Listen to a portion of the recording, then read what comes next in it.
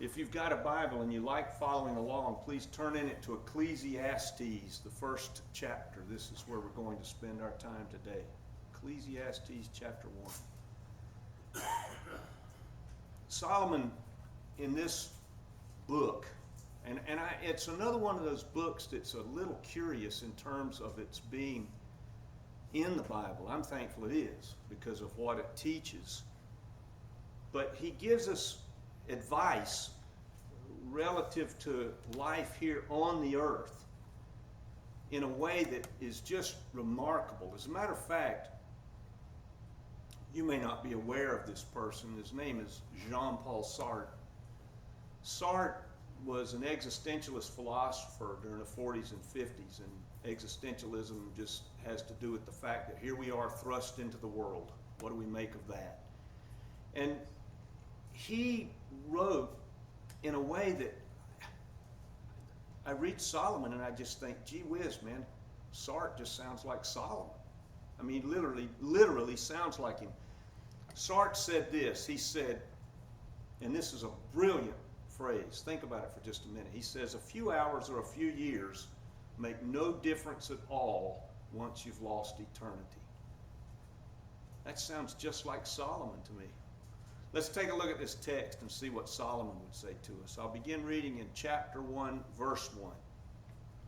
The words of the teacher, the son of David, king in Jerusalem. Futile, futile, laments the teacher. Absolutely futile. Everything is futile. What benefit do people get from all the effort they expend on the earth? A generation comes, a generation goes, but the earth remains the same through the ages. The sun rises, the sun sets. It hurries away to the place from where it rises once again. The wind goes to the south, it circles around to the north. Round and round the wind goes, and on its rounds it returns. A stream flows to the sea, but the sea is not filled. And to the place where the streams flow, they will flow again. All this monotony is tiresome. No one can bear to describe it. The eye is never satisfied with seeing, nor is the ear ever content in the hearing. What exists now is what will be. What has been done is what will be done. There is nothing new under the sun. Is there anything about which someone can say, look at this, it's new? It's already been done long ago before our time. No one remembers the former events, nor will anyone remember the events that are about to happen. They will not be remembered by the future generations. I, the teacher, have been king over Israel and Jerusalem. I decided to carefully and thoroughly examine all that has been accomplished on the earth. I concluded God has given people a burdensome task that keeps them occupied. I reflected on everything that's accomplished by humans on the earth, and I concluded everything that has been accomplished is futile, like chasing the wind. What is bent cannot be straightened. What is missing cannot be supplied. I thought to myself, I've become much wiser than any of my predecessors who ruled over Jerusalem, and I've acquired much wisdom and much knowledge. So I decided to discern the benefit of the wisdom and the knowledge over foolish behavior and foolish ideas. However, I concluded that even this endeavor is like trying to chase the wind. For with great wisdom comes great frustration. Whoever increases their knowledge merely increases their heartache. Wow. So what is this picture that he's painting for us? It's a picture of what life is like on the earth. That's why he uses the phrase, under the sun. Under the sun. This is the whole picture. Whatever's under the sun is all there is. He's telling us this is what life looks like apart from God. He's giving us the description. I want to just say something to you all this morning to think about throughout this time we have this morning. If there is no immortality, then nothing means anything at all. Now think about that for just a minute. If there's no immortality for human beings, then nothing means anything. Nothing.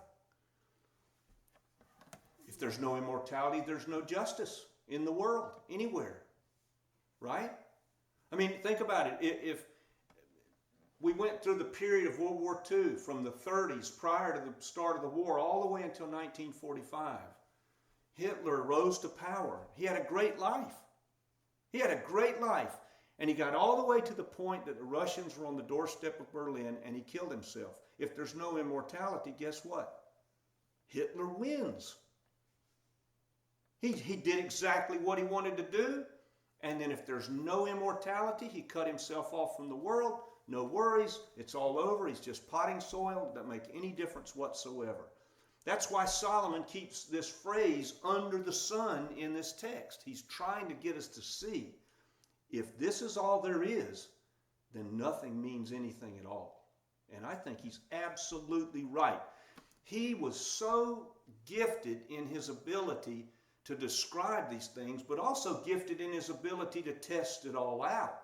I mean, you have to think about it from the standpoint of Solomon, right? He's in an era of history when it's Rex Lex, the king is law. He can do whatever he wants. He can have anything he wants. He can check it all out to the very limits of what can be checked out.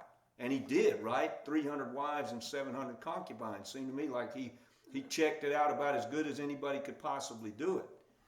But you'll notice something about Solomon. If you go back to Kings and Chronicles and read the record of Solomon's kingdom, there's some things missing. There's no prophet. There's no prophet telling Solomon what God has said. So where's the wisdom coming from? Solomon's head. God gave him wisdom, but Solomon is taking all of this and checking it out from within the parameters of what is under the sun. There's a huge lesson in Solomon. Solomon makes what I would call, to what we would call today, it's a big $3 word, the empiricist's mistake. What is that? We have 5 sensory nodes as human beings. We can taste it, we can see it, we can smell it, we can feel it, and we can hear it, and that's it. That's how we take in all the information, so we think, here in under the sun. That's how we take in the information that comes into our lives. We have 2 doorways in life. We have a doorway in at birth, just like you showed us with the new baby. That baby has just come through the doorway into the world. And then we have a doorway on the other end where we leave this world. So 5 nodes and 2 doorways, and if there is no immortality, that's it. That's it. There's nothing else left. And so where does meaning come from in any of that? Well, people who think this way, as Solomon is trying to describe, they think about it in terms of the little meanings. A barbecue, or a nice meal with our family, or a Christmas morning, or a baby being born. We think about it in terms of those little things that we set in front of ourselves that we experience. But think about them for just a minute. They come and they go, just like Solomon said. A generation comes, a generation goes. Nobody remembers any of it. Do you think anybody 100 years from now is going to remember you? They're not going to remember any of us. We'll just drift off into nothingness as far as this world is concerned. That's why he uses the phrase, under the sun, this earth. I remember reading a cabbie from New York, and they asked him, they said, what's the meaning of life for you? He said, well, gosh, I get up in the morning about 5:30 and I go down to the cab office and I fill out my paperwork and I take a cab and drive it all day.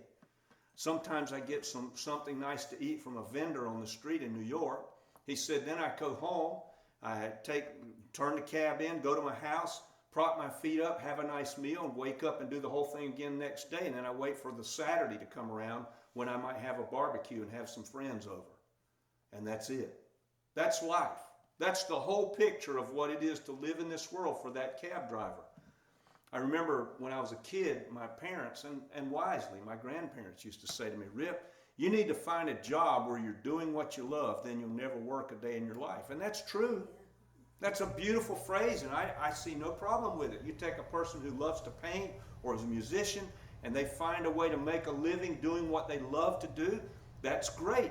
I think about some of these actors. I'm sure that actors love their art, and they get paid really well for it, but guess what? They're all going to die. They're all going to die. And so a person does the job they love for this brief period on the earth, and then it's over. And all of the doing what a person loves and all the meaning they find in it during that brief period evaporates when they leave this world. It's gone. Can't take any of that with us. You see people say, if only I had, and ... and then whatever you want to fill that in with. People have been putting that car on the road for as long as there have been people, and nobody can make it go. It's always the same. No matter how much we invest in this world will come to an end for all of us. You ever thought about it this way? The universe, as far as we know, will come to an end. But what difference does that make? Because when you and I leave this world, our universe comes to an end right then. It's over. The universe has come to an end for you and me when we leave this world. Solomon had an opportunity to try everything that could be tried. You think some of these Hollywood actors that are really wealthy now and do whatever they want, their big houses and all that, they were nothing compared to Solomon.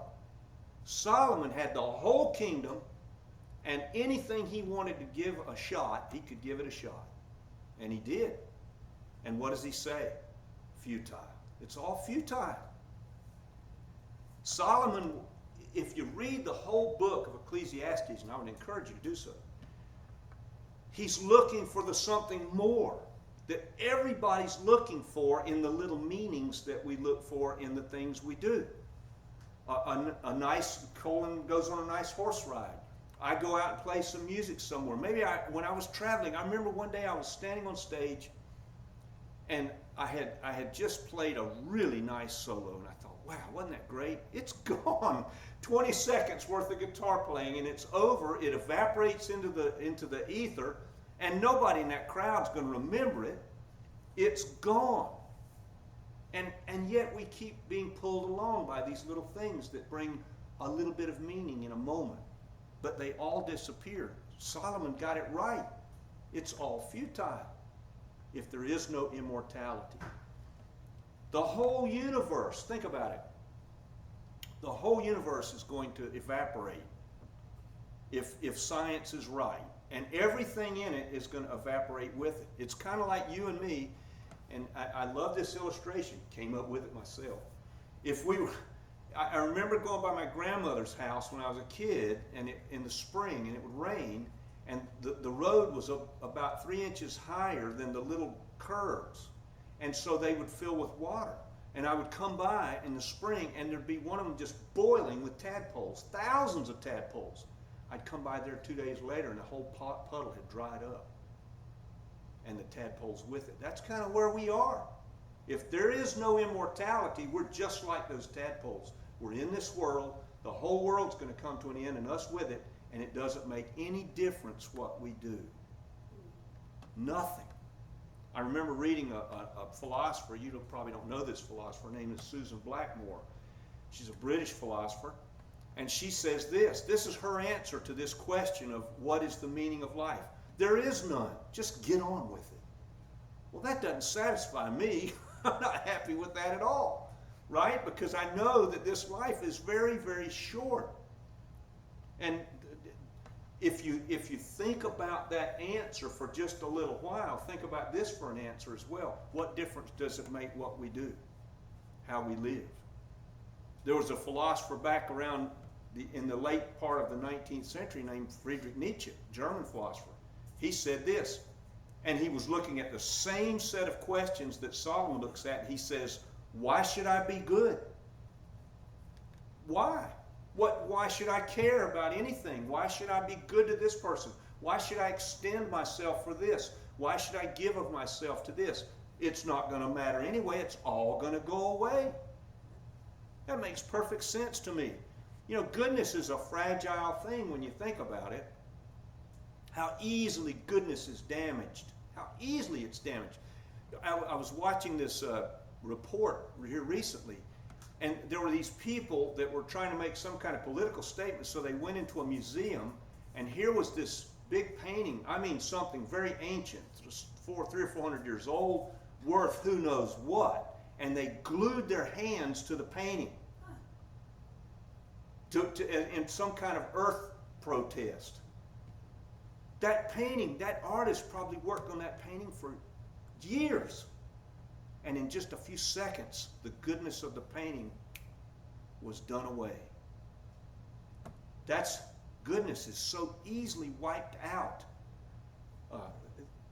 The greatest good we know of on the earth is love, right? I think that's the highest thing we can achieve is love. And I think that's why Paul says love is the ultimate good. Love does no harm to its neighbor. Therefore, love is the fulfillment of the whole law. Jesus said the whole law is fulfilled in this. Love the Lord your God with all your heart, mind, soul, and strength. Love your neighbor as yourself. That's the end of the law and the prophets. Wow! So simple. And yet, Solomon in this same book says, one fly spoils a whole barrel of ointment. The goodness of the ointment is done away by just the one little fly. Goodness is so fragile. Think about somebody who's loved their wife or loved their husband and they're betrayed.